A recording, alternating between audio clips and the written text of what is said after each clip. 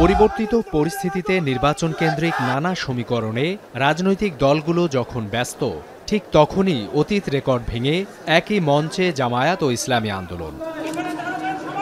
মঙ্গলবার বেলা ১১টার দিকে বরিশালের চরমোনাই মাদ্রাসায় ইসলামী আন্দোলনের আমির ও চরমোনাই পীর মুফতি সৈয়দ মোহাম্মদ রেজাউল করিমের সঙ্গে সৌজন্য সাক্ষাৎ করেন জামায়াতে ইসলামীর আমির ডাক্তার শফিকুর রহমান। শুরুতেই তাকে স্বাগত জানান ইসলামী আন্দোলন বাংলাদেশের নেতাকর্মীরা।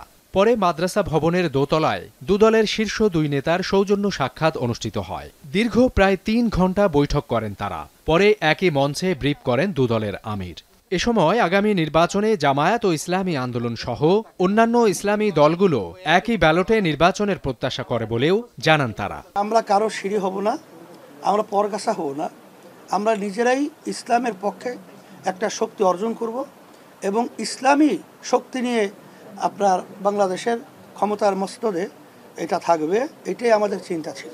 আমরা এক আছি, তো আমরা এক আল্লাহ, এক কলিমা, এক রসুল সাল্লাল্লাহু আলাইহি সাল্লাম, আমরা সবাই বিশ্বাস করি। এই জায়গায় আমাদের মধ্যে কোনো বিভক্তি নেই। জনগণের প্রত্যাশা, এদেশের দেশপ্রেমিক ইসলামী জনতার প্রত্যাশা হচ্ছে যে সব কেন্দ্রে যেন একটা বাক্স থাকে।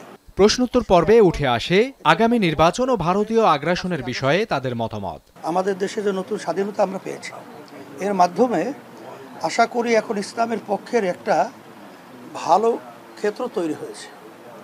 সেই ক্ষেত্রে যদি আমরা সময় উপযোগী ইচ্ছালি করতে না পারি, তাহলে এটা তো আমাদের জন্য অকল্যাণ এবং দুঃখ।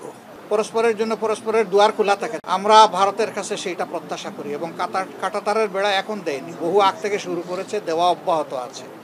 এটি আমাদের নতজানু পররাষ্ট্রনীতির ফসল। আমরা এটা আর দেখতে চাই। সৌজন্য সাক্ষাৎ শেষে জামায়াতে ইসলামীর আমির ডাক্তার শফিকুর রহমানকে চরমোনাই মাদ্রাসা ঘুরে দেখান ইসলামী আন্দোলন বাংলাদেশের আমির মুফতি সৈয়দ মোহাম্মদ রেজাউল করিম। দুপুর ২:৩০টার দিকে স্পিড বোর্ডে করে বরিশালের উদ্দেশ্যে রওনা হন জামায়াতের আমির। এ সময় তাকে হাত নেড়ে অভিবাদন জানানো হয়। এখন বরিশাল।